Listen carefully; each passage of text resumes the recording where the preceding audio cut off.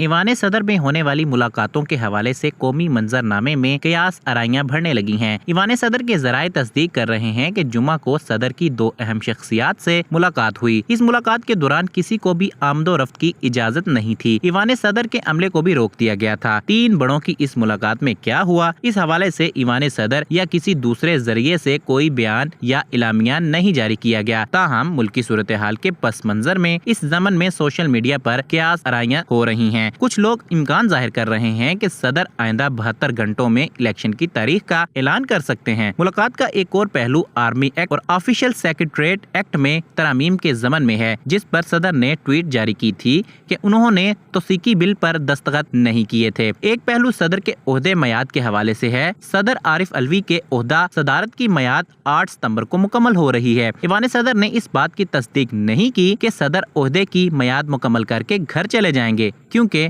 آئین کے تحت نئے صدر کے آنے تک موجودہ صدر برقرار رہ سکتے ہیں۔